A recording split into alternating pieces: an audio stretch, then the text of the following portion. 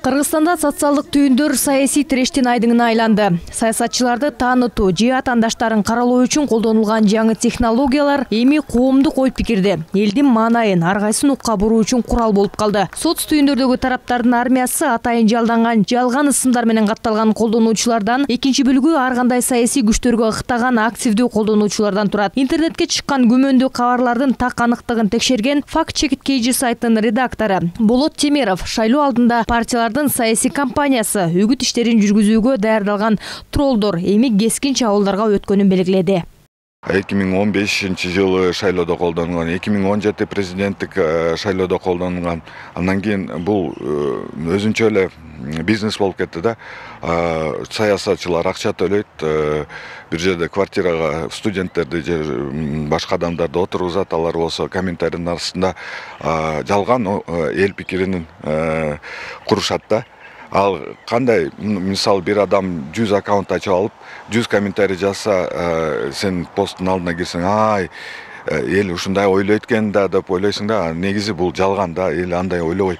Буга чейин кайсы бир талапкерге жан тарткан фейк аккаунттар гана болсо, соңку кездери буллинг, тагыраагы адамды моралдык жактан басынтуу күч алганын саясатталоочулар белгилешет. Мындай ыкма менен адамдын оюн өзгөртөт же адам оюн ачык айтуудан айбыгат, дейт Айболот Айдосов. Албетте азырда мына келе жаткан шайлоодо, президенттик шайлоодагы ошондой технологиялар кайра колдонуш мүмкүн.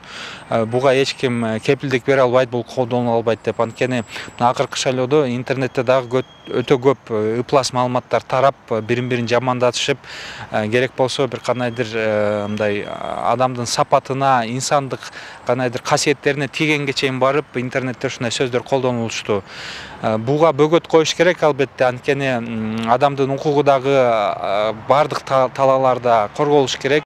Жогоруда белгиленгендей, Facebook, Одноклассники социалдык түйүндөрүндө эң көп катталуучулары жана тарапташтары бар саясатчылардын сап башында Садыр Жапаров менен Адахан Мадумаров турат. Facebook'та Садыр Жапаров деген аталыштагы группада 112 миңден ашуун адам кошулган. Ал эми саясатчылардын расмий баракчасында 2200 киши катталган. Одноклассникиде ачылган мындай топтордо да кеминде 40 миңден ашуун катталуучусу бар. Ал эми Бүтүн Кыргызстан партиясынын лидери Адахан Мадумаровдун атынан ачылган жана анын колдонуучулардын Facebook'тагы топторунда 10 миңден 18 миңдей катталуучусу бар. Ал эми саясатчынын жеке расмий баракчасында 21 миң адам катталган. Инстаграмда Мадумаровдун атынан ачылган 10 аккаунт иштейт. Интернет желенин артында көрүнбөй иш алып баргандарга көзөмөл жүргүзүү милдети улуттук коопсуздук боюнча мамлекеттик комитети менен Ички иштер министрлигине жүктөлгөн. Бирок алар менен так күрөшүүгө мыйзам жол бербейт. Ошентсе дагы тийиштүү кызматтар оперативдүү иш алып барса боло тургандыгын Болот Темиров белгилейт.